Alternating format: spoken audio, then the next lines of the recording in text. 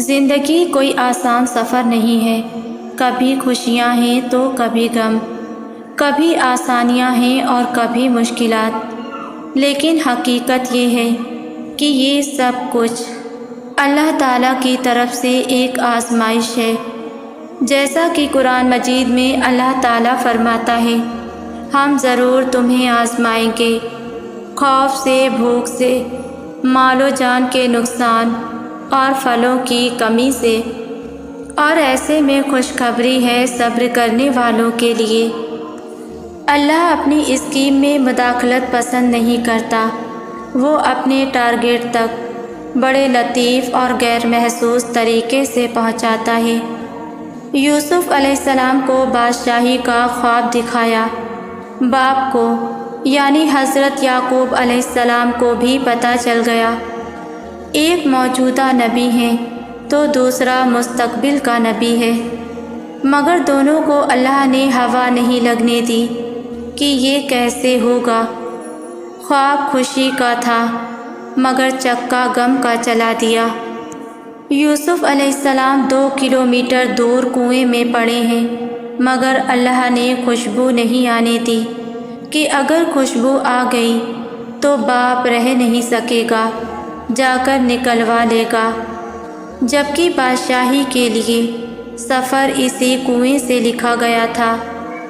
اگر یوسف علیہ السلام کے بھائیوں کو پتہ ہوتا کہ اس کنویں میں گرنا بادشاہ بننا ہے، اور وہ یوسف علیہ السلام کی مخالفت کر کے اصل میں اسے بادشاہ بنانے میں اللہ کی طرف سے استعمال ہو رہے ہیں، تو وہ ایک دوسرے کی منتیں کرتی کہ مجھے دھکا دے دو۔ یوسف علیہ السلام عزیز کے گھر گئے تو نعمتوں بھرے ماحول سے اٹھا کر جیل میں ڈال دیا۔ جیل کے ساتھیوں کی تعبیر بتائی تو بچ جانے والے سے کہا کہ میرے کیس کا ذکر کرنا بادشاہ کے دربار میں، مگر مناسب وقت تک یوسف علیہ السلام کو جیل میں رکھنے کی اسکیم کے تحت شیطان نے ان لوگوں کے ذہن سے اس بات کو بھلا دیا۔ یوں شیطان بھی اللہ کی اسکیم کو نہ سمجھ سکا اور بطور ٹول استعمال ہو گیا۔ اگر اس وقت یوسف علیہ السلام کا ذکر ہو جاتا تو یوسف علیہ السلام سوالی ہوتے، اور رب کو یہ پسند نہیں تھا۔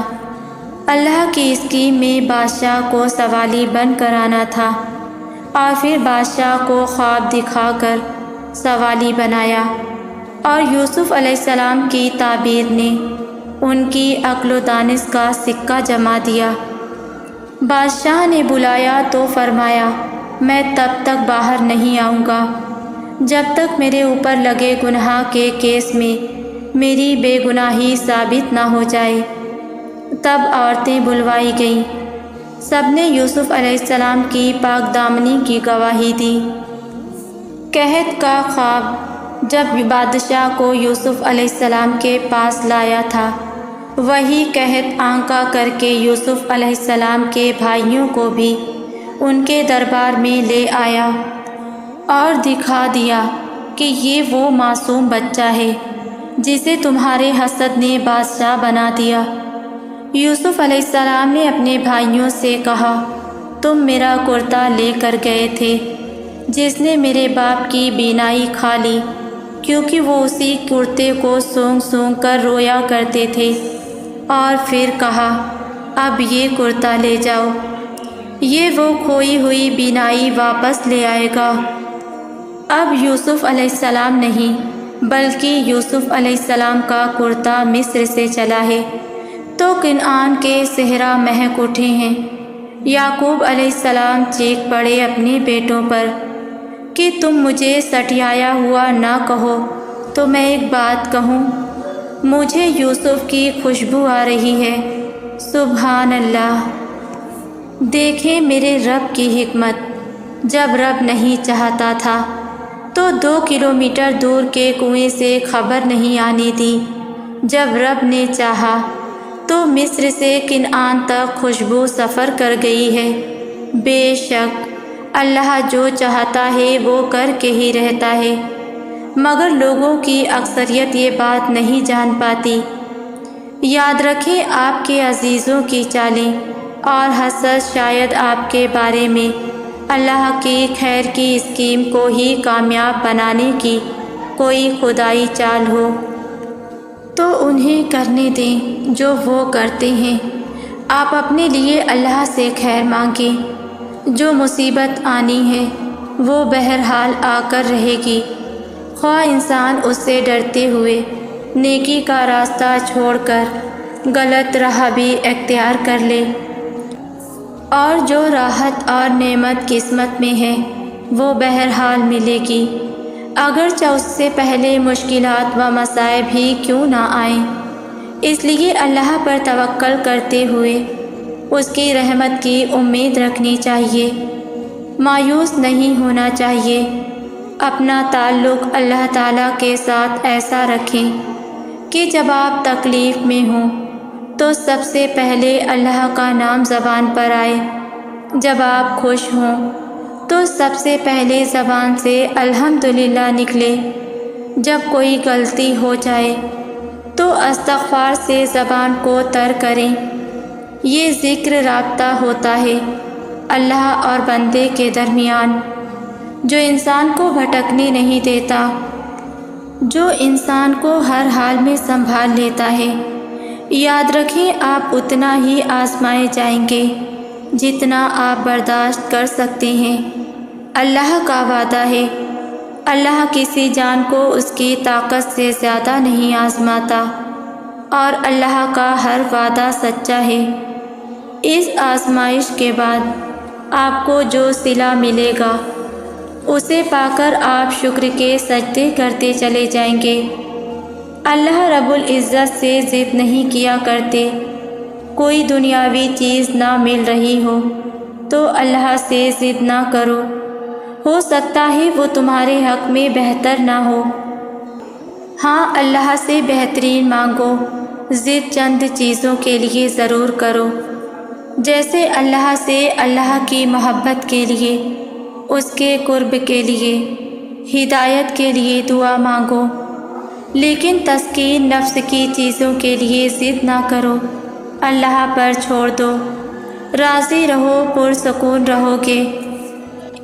اگر اللہ نے آزمائش کے دوران اپنے بندوں کو تنہا ہی چھوڑنا ہوتا تو وہ ہاجرہ رضی اللہ تعالی عنہا کو تپتے ہوئے ریگستان کے بیچوں بیچ پانی کیوں پلاتا؟ اگر دیری کا مطلب انکار ہی ہوتا تو وہ اتنے لمبے انتظار کے بعد یعقوب علیہ السلام کو یوسف علیہ السلام سے کیوں ملواتا؟ اگر اس نے اتنے صبر کے بعد بھی اپنے بندے کے لیے کوئی صلہ نہ رکھا ہوتا تو وہ زکریا علیہ السلام کو عمر کے بالکل آخری حصے میں اولاد سے کیوں نوازتا؟ آزمائش اس کائنات کا سب سے بڑا قانون ہے۔ اللہ اپنے ہر بندے کو ضرور آزماتا ہے، کبھی مال سے، کبھی اولاد سے، کبھی صحت سے، کبھی رشتوں سے، اور کبھی دل کے سکون سے۔ اگر کوئی شخص مالدار ہے تو یہ بھی آزمائش ہے کہ وہ کہاں خرچ کرتا ہے۔ اگر کوئی غریب ہے تو یہ بھی آزمائش ہے کہ وہ صبر کرتا ہے یا شکایت۔ اگر کوئی خوش ہے تو یہ بھی آزمائش ہے کہ وہ شکر کرتا ہے یا غرور، اور اگر کوئی غم میں ہے تو یہ بھی آزمائش ہے کہ وہ اللہ کی طرف رجوع کرتا ہے یا دنیا کی طرف۔ رسول اللہ صلی اللہ علیہ وسلم نے فرمایا، جس کو اللہ بھلائی دینا چاہتا ہے اسے آزمائش میں ڈال دیتا ہے، یعنی آزمائش دراصل اللہ کی محبت کی علامت ہے۔ آزمائش دراصل ہمارے ایمان کی کسوٹی ہے۔ یہ ہمیں دکھاتی ہے کہ ہم واقعی اللہ پر بھروسہ کرتے ہیں یا صرف زبان سے دعویٰ کرتے ہیں۔ آزمائش انسان کو توڑنے نہیں آتی بلکہ اس کے اندر چھپی ہوئی طاقت کو جگانے آتی ہے۔ آزمائش کے بغیر ایمان ادھورا رہتا ہے۔ اللہ تعالیٰ قرآن میں فرماتا ہے، بے شک اللہ صبر کرنے والوں کے ساتھ ہے۔ صبر کا مطلب یہ نہیں کہ آپ غم نہ کریں یا آنکھ سے آنسو نہ نکلیں۔ صبر کا مطلب یہ ہے کہ دل میں اللہ پر یقین قائم رہے، زبان سے ناشکری نہ نکلے، اور دل میں یہ امید ہو کہ میرا رب مجھے تنہا نہیں چھوڑے گا۔ مومن کو کوئی تھکن، بیماری، غم، دکھ یا کوئی کانٹا بھی چبھے تو اللہ اس کے بدلے اس کے گناہ معاف کر دیتا ہے۔ بعض اوقات آزمائش اس لیے آتی ہے تاکہ بندے کا درجہ بلند ہو۔ آزمائش ہمیں یاد دلاتی ہے کہ اصل سہارا دنیا نہیں بلکہ صرف اللہ ہے۔ اگر دل ٹوٹ رہا ہے تو سمجھ لو اللہ تمہیں اپنی طرف بلا رہا ہے۔ آزمائش کے کڑوے گھونٹ ایمان کی مٹھاس بن جاتے ہیں۔ جو لوگ صبر کرتے ہیں وہی اللہ کے مقرب بندے بن جاتے ہیں۔ آزمائش سزا نہیں ہوتی، یہ رب کا پیار بھرا اشارہ ہوتی ہیں۔ جب بھی آزمائش آئے صبر کریں، دعا کریں اور اللہ پر بھروسہ کریں، اور یہ یاد رکھیں کہ اللہ اپنے بندے پر اس کی برداشت سے زیادہ بوجھ نہیں ڈالتا۔ سنو، اگر تم آزمائش میں ہو تو یہ یقین رکھو کہ یہ تمہارے رب کی محبت ہے، وہ تمہیں آزما رہا ہے تاکہ تمہیں پاک کر کے جنت میں اعلیٰ مقام دے۔ آزمائش عارضی ہیں لیکن ان کے بدلے میں جو اجر ملے گا وہ ہمیشہ ہمیشہ کے لیے ہے۔ سنو، اللہ اس کو چنتا ہے جو اس کی طرف رجوع کرتا ہے، اور تمہیں پتہ ہے اللہ جب کسی کو چنتا ہے تو اسے اپنے لیے خاص کر لیتا ہے، پھر اس کا امتحان بھی خاص ہوتا ہے، آزمائش بھی خاص ہوتی ہے اور انعام بھی خاص ہوتا ہے، جیسے صحابہ کا ہوا کرتا تھا۔ تو تمہیں کبھی آزمائش میں گھبرانا نہیں ہے، یہ تو تمہارے ایمان کی دلیل ہے کہ جتنا زیادہ ایمان اتنی زیادہ تکالیف۔ لیکن ایک بات یاد رکھنا، وہ تمہیں جتنا آزمائے گا تم سے اتنی ہی محبت کرے گا، اور جس سے اللہ محبت کر لیتا ہے اسے کبھی بھی اکیلا نہیں چھوڑتا۔ تو تم گھبرانا نہیں، ایسی استقامت دکھانا کہ فرشتے آسمانوں سے اتر کر تمہیں جنت کی بشارت دیں، لوگوں کا ڈر اپنے دل سے نکال دیں۔ کوئی آپ کا کچھ نہیں بگاڑ سکتا، اللہ پر بھروسہ کریں، کیونکہ نفع و نقصان کا مالک صرف اور صرف اللہ ہے، موت و حیات کا مالک اللہ ہے۔ اللہ ہی کا حکم آپ کی زندگی میں سب سے اہم ہونا چاہیے، جس کی طرف سے آئے اور جس کی طرف جانا ہے وہی ہماری زندگیوں میں سب سے اہم ہونا چاہیے۔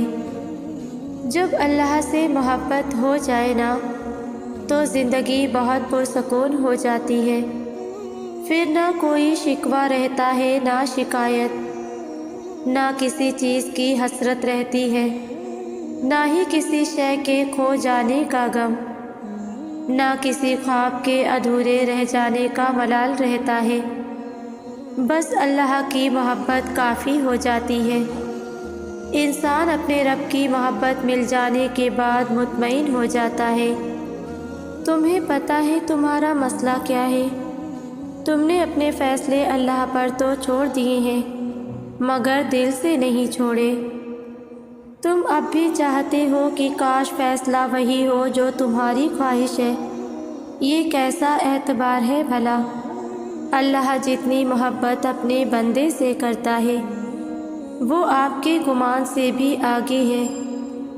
ہم صرف وہ دیکھتے ہیں جو ظاہری خوبصورت ہے، جبکہ اللہ یہ بھی جانتا ہے آپ کے لیے کیا خوبصورت ہے۔ یقین کرو جس دن اس اعتبار پہ فیصلہ اللہ پہ چھوڑ دو گے کہ جو بھی ہوا میرے لیے وہی بہترین ہوگا، اس دن نہ صرف آپ بے چینی سے نکل آئیں گے بلکہ فیصلہ آپ کے یقین سے زیادہ بہترین ہوگا، کیونکہ اللہ ساری دنیا اور لوگوں کے دلوں سمیت ان کی سوچ کے رخ تک بدلنے پر قادر ہے۔ ہم کبھی نہ کبھی زندگی میں تنہا ضرور ہو جاتے ہیں، کبھی نہ کبھی ہمیں یہ محسوس ضرور ہوتا ہے کہ ہمارے قریب ترین تعلق کو بھی ہم سے محبت نہیں ہے۔ ہمیں اس وقت اپنے ہر رشتے میں خامیاں نظر آنے لگتی ہیں۔ ممکن ہے کہ کسی وقت وہ کمیاں موجود بھی ہو، اس وقت جب ہم اپنی ساری قوت کھو دیتے ہیں اور اپنی سب سے کمزور حالت میں چلے جاتے ہیں۔ مگر آپ یہ نہ سوچیں کہ دنیا میں رشتوں سے وفا نہیں ملی تو یہ کوئی سزا ہے۔ یقین کریں یہ ایک نعمت ہے۔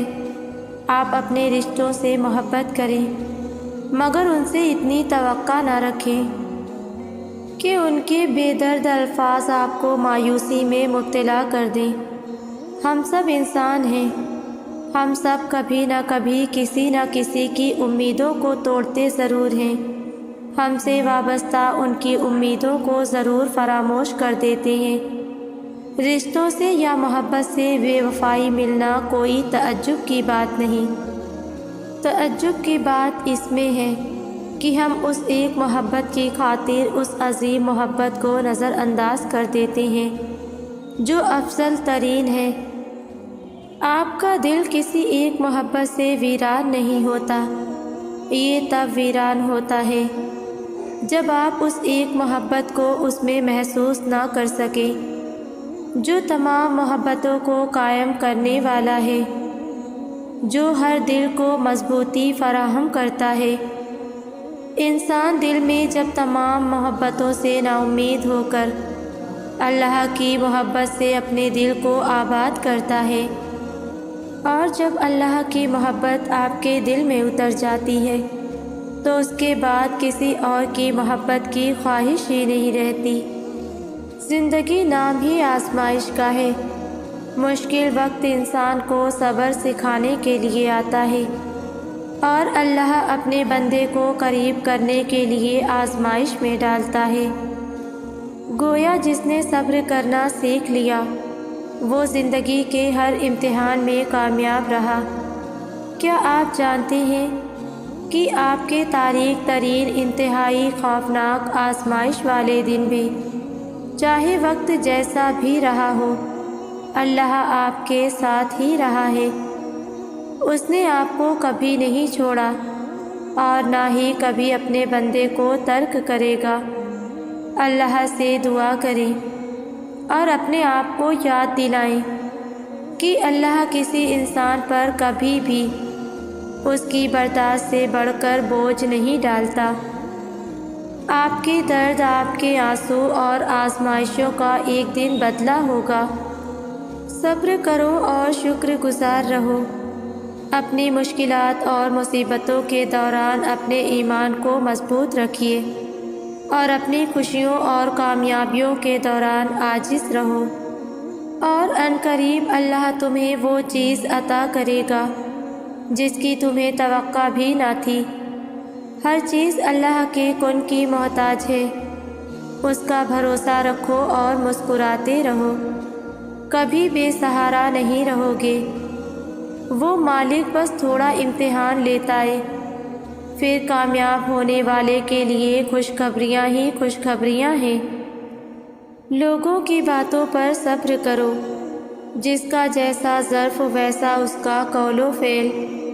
غمزدہ نہ ہونا، اللہ کا وعدہ یاد رکھنا، مشکل کے بعد آسانیاں ہیں۔ دیکھو ہار مت مان لینا، تھک نہ جانا، رونا مت، دل برا نہ کرنا، جیت انشاءاللہ تمہاری ہوگی۔ یہ مشکلات بس ختم ہونے ہی والی ہیں، یقین رکھو اللہ تعالی حالات بدل دیں گے۔ کیا آپ جانتے ہیں قرآن میں صبر پر اتنا زور کیوں دیا گیا ہے؟ اللہ بار بار قرآن میں اپنے بندوں کو صبر کی تاکید کیوں کر رہا ہے؟ کیوں صبر ایک مشکل چیز ہے، خاص کر درد اور غصے کی حالت میں؟ نہ تو صبر کرنا آسان ہے اور نہ ہی صبر آسان سے آتا ہے۔ صبر آپ کو ہر لحاظ سے، ہر طور پر، جسمانی طور پر، روحانی طور پر، جسماتی طور پر اور دماغی طور پر تھکا دیتا ہے اور توڑ دیتا ہے۔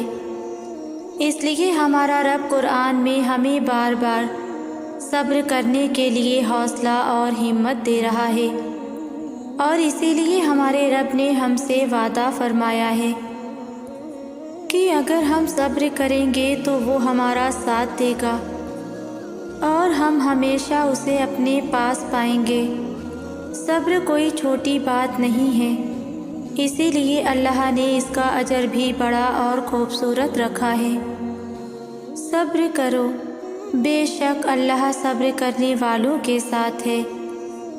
آپ کا صبر اس چیز کو لے کر آزمایا جائے گا جس کے لیے آپ کا دل تڑپتا ہے، اور دیکھا جائے گا کہ آپ کو کس سے زیادہ محبت ہے، اس چیز سے جو آپ کو چاہیے یا پھر اللہ سے۔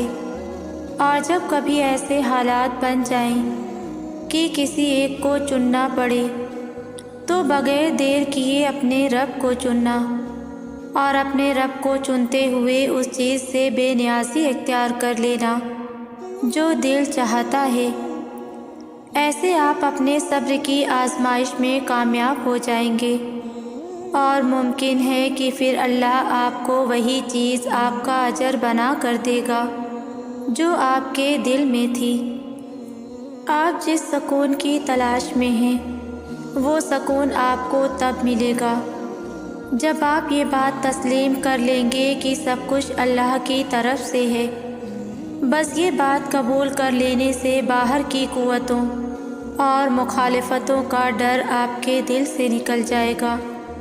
پھر آپ اتنے مضبوط ہو جائیں گے کہ آپ کہیں گے کہ جو آ رہا ہے اسے آنے دو، اور جو جا رہا ہے اسے جانے دو، جو ٹھہر گیا ہے اسے ٹھہرنے دو۔ اللہ پر توکل آپ کو آنے جانے والوں سے بے نیاز کر دے گا، اور اللہ ہی کا ہے جو کچھ آسمانوں اور زمین میں ہے۔ اگر آپ کو بھی اپنی زندگی سے یہ شکوہ ہے کہ آپ کو کوئی سمجھنے والا نہیں ہے، آپ لوگوں کے ہجوم میں نہ جانے کب سے تنہا پھر رہے ہیں، دنیا میں سب دھوکہ ہے، آپ کے بھروسے اور اعتبار اتنی دفعہ ٹوٹے ہیں کہ اب آپ کسی پر اعتبار کے قابل بھی نہیں رہے، لیکن نہ جانے کیوں یہ خواہش دل سے نہیں جاتی کہ کوئی ہو جو سمجھے آپ کو، کوئی تو ہو جو تسلی دے، کوئی تو ہو جس کے سامنے صرف آپ اپنا حال بیان ہی کر سکیں، کوئی تو ہو جس کے سامنے آپ رو لیں، کوئی تو ہو جو آپ سے آپ کی باتیں کریں۔ جب خواہش ڈالی ہے دل میں تو کیا اس رب نے بندوبست نہیں کیا ہوگا اس سب کا؟ کیا ہے نا پورا قرآن لکھ بھیجا ہے صرف اس لیے کہ آپ اس سے بات کریں۔ اس میں ذکر ہے آپ کا، تسلی ہے آپ کے لیے، اور کیا نہیں ہے اس میں آپ کے لیے۔ ماضی کے غم اور مستقبل کے خوف خوشباش انسان کی ہنسی چھین سکتے ہیں۔ ماضی کے دکھ، گناہ، ٹوٹے دل، ٹوٹے ساتھ، ٹوٹے رشتے ہر اگلے لمحے کو اداس سے اداس کر جاتے ہیں، اسے حزن کہتے ہیں۔ مستقبل کا خوف آپ کو مشکل آنے سے پہلے ہی مشکل میں ڈال جاتا ہے۔ حادثے سے پہلے حادثے کے اثرات آپ کو آ گھیرتے ہیں، لیکن پتہ ہے رب نے کہا ہے کہ جو تقوی اختیار کر لے گا، تقوی یعنی خود کو بچانے کی کوشش، یعنی جو اپنے آپ کے وقت حال پر دھیان دے گا، اللہ تعالیٰ اس کو مستقبل کے ہر خوف اور ماضی کے ہر غم سے بچا لے گا۔ آپ وہی ہیں نا جس کی شدید خواہش ہے کہ آپ کے پاس کوئی رازداں ہو، جس کو آپ کے رازوں کی خبر ہو، جسے علم ہو کہ فلاں وقت آپ کس سچویشن میں تھے، جو جانتا ہو اب آپ کن حالات میں پھنسے ہوئے ہیں۔ آپ کی شدید خواہش ہے کہ کوئی ہو جسے آپ اپنی طرف کی کہانی سنا سکیں، جو صرف آپ کے سننے والا ہو۔ یہ خواہش، یہ ضرورت آپ میں سیٹ کی گئی ہے۔ پتہ ہے کیوں؟ تاکہ آپ ڈھونڈیں کسی السمیع کو، تاکہ آپ تمنا کریں کسی العلیم کی۔ آپ کی تلاش کا سفر تاکہ ختم ہو اپنے کل سے مل جانے پر، یعنی اپنے رب کے مل جانے پر، تاکہ آپ کو سمجھ آ جائے کہ جو آپ کی ضرورت ہے وہ صرف آپ کا رب ہے۔ اس کے بغیر آپ نہیں رہ سکتے، کیونکہ وہی تو ہے جو سننے والا اور جاننے والا ہے۔ اللہ جانتا ہے کہ آپ کے ساتھ آگے کیا کیا ہونے والا ہے، کیونکہ اسی نے ہی یہ سب ہونا ایسے ترتیب دیا ہے۔ اللہ جانتا ہے کہ کب کب آپ ٹوٹیں گے، وہ جانتا ہے کب کب آپ دھوکے کھائیں گے، وہ جانتا ہے کب کب آپ تھک ہار کر، ٹوٹ کر، رو دھو کر بالآخر اسی کی طرف ہی لوٹ آئیں گے۔ اللہ بار بار آپ کو قرآن میں یہی سب تو یاد کرواتا ہے کہ آپ نے بالآخر اسی کے پاس آنا ہے، آپ کی زندگی بھی اسی کے ہاتھ میں ہے۔ تو پھر کیوں اسے چھوڑ کر پھر کہیں اور متوجہ ہو جاتے ہیں؟ کیوں خواہشات کے پیچھے بھاگنے لگتے ہیں کہ پھر واپس اللہ تک آنا مشکل ہو جاتا ہے؟ اللہ کو صرف یاد رکھنا ہی اتنا مشکل کیوں ہے؟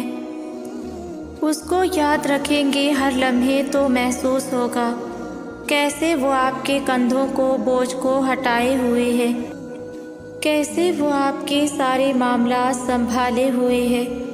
قرآن کہتا ہے، اللہ جاننے والا ہے ہر چھپی اور ظاہری چیز کا، وہ بہت زبردست ہے، نہایت رحم فرمانے والا۔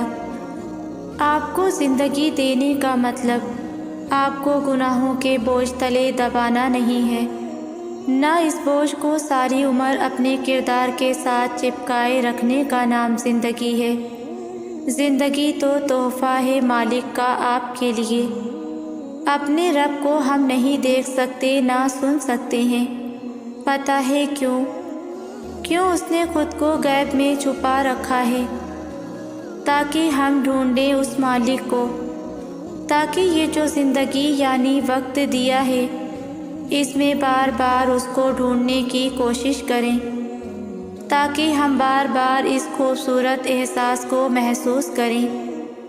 تو پھر آپ کیوں اپنی زندگی کو گناہوں اور گناہوں کے بعد کے بوجھ کی نظر کر کے اپنا وقت ضائع کر رہے ہیں، جو اللہ نے صرف اپنے لیے آپ کو دے کر بھیجا تھا؟ گناہ ہوا ہے تو پھر سے رب کی طرف جائیں، معافی مانگیں اور ڈھونڈ لیں اللہ کو پھر سے۔ اسی کا نام زندگی ہے۔ آپ کو پتہ ہے ہدایت کی تڑپ ملنا کتنی بڑی نعمت اور کتنا بہترین رزق ہے۔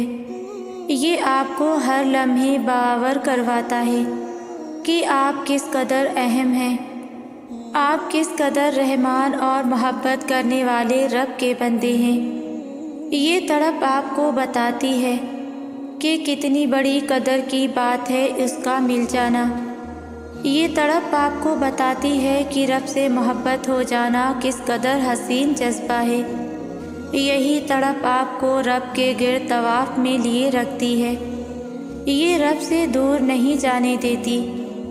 اتنی قیمتی ہے یہ تڑپ، اور پتہ ہے یہ کیسے ملتی ہے؟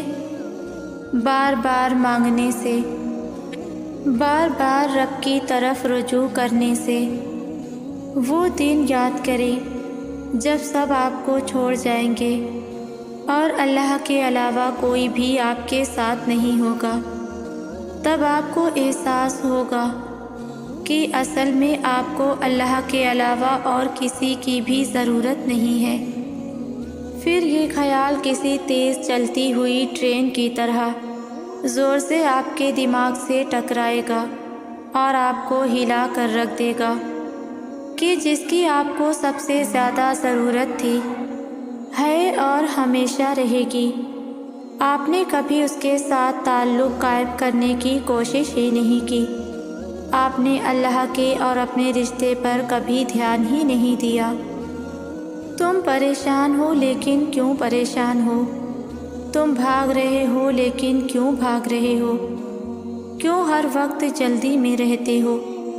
جب جانتے ہو کہ اللہ نے وقت بنایا ہے، جب جانتے ہو کہ اللہ نے وقت کے مطابق ہر چیز تمہارے لیے پلان کر رکھی ہے کہ تمہیں فلاں چیز فلاں وقت پر ملنی ہے، تو بلا وجہ بھاگنا اور خود کو تھکانا بہت بڑی بے وقوفی نہیں ہے؟ کیوں اللہ کی بات پر اور اس کی قدرت پر یقین نہیں آ رہا؟ کیوں رکا نہیں جا رہا؟ کیوں عادت ہو گئی ہے پریشان رہنے اور بھاگنے کی، غموں سے، مشکلات سے، اور اپنے آپ سے بھی بھاگنے لگے ہو؟ مگر کیوں؟ اللہ نے مشکل سے مشکل حالات میں صبر کرنے کا کہا ہے۔ اللہ نے درد سے بھری گھڑیوں میں صبر کرنے کا کہا ہے۔ صبر ہی کیوں؟ کیوں بھڑکتے جذبات کو چپ لگائیں؟ تاکہ آپ کو پتہ چلے کہ اتنے بدترین حالات میں بھی آپ کا رب آپ کو کیسے تھامے ہوئے ہے، تاکہ وہ آپ کو واضح طور پر آپ کے ساتھ نظر آئے، آپ کو اتنی شدت سے وہ محسوس ہو، اس کی مدد محسوس ہو، اس کا ساتھ محسوس ہو کہ آپ اپنی تکلیف کو بھول بیٹھیں۔ صبر نہیں کریں گے تو تکلیف میں ہی گھرے رہ جائیں گے۔ اللہ کا ساتھ کیسے دکھے گا پھر؟ اللہ کی مدد کیسے ڈھونڈیں گے پھر؟ کیسے نظر آئے گی اللہ کی مدد پھر؟ شیطان کا کام جذبات کو ہی تو ابھارنا ہے اور پھر اسی میں آپ کو جلتا چھوڑ جانا ہے۔ اس آگ میں گرنے سے ہی تو بچانا ہے خود کو صبر کر کے، کیونکہ اللہ تو صبر کرنے والوں کے ساتھ ہے۔ یہ جو آپ الجھے ہوئے ہو کہ کیا ہوگا، بظاہر اسباب بنتے نظر نہیں آ رہے، آزمائش سخت ہوتی جا رہی ہے، تو جان لیں منظر کے پیچھے بہت کچھ ہو رہا ہے، سب کچھ ایک ترتیب کے ساتھ۔ جب آپ کے سامنے یہ سب آئے گا، پھر اسباب بھی نظر آئیں گے اور حکمتیں بھی۔